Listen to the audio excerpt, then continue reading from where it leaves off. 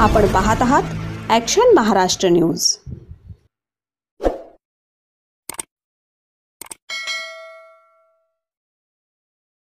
प्रवाशांची क्षमता आहे। डबल डेकर पुण्यामध्ये आणण्याचा जो उद्देश आहे, पुण्यामध्ये अरुंद रस्ते आहेत आणि आयटी पार्क मध्ये मोठ्या प्रमाणावर पीएमपीएलचे जे प्रवासी आहेत ते आहेत। उदाहरणार्थ हिंजवडी, कराडी, मगरपट्टा या भागातून जवळपास 1 लाख कर्मचारी आहेत। रांजणगाव चाकणमध्ये 40 ते 50,000 कर्मचारी आहेत। तर या कर्मचाऱ्यांना जे आयटी कर्मचारी आहेत आणि जिथं आपल्याला काही अडथळा येणार नाही, तिथं आपण एकाच वेळेस जर 50च्या ऐवजी 85 ते 100 प्रवासी नेणार असलो तर सगळ्यांनाच त्या प्रवाशांना सुलभ होईल।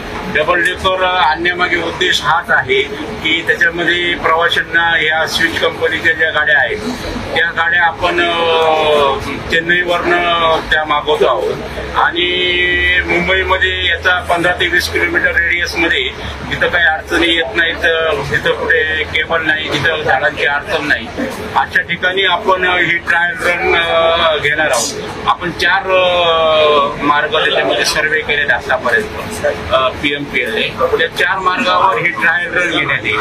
हे ट्रायल रन जर यशस्वी झाली तर त्याच्यामध्ये हिंजवडी फेज 3 ते हिंजवडी फेज 3 वर्तुळ, नंतर रामवाडी मेट्रो स्टेशन ते इंटरनॅशनल पार्क कराडी, मगरपट्टा सिटी ते कल्याणीनगर मेट्रो स्टेशन आणि पुणे स्टेशन ते लोहगाव विमाननगर, अशा 4 मार्गांवर आम्ही त्याच्यामध्ये सर्वे केला।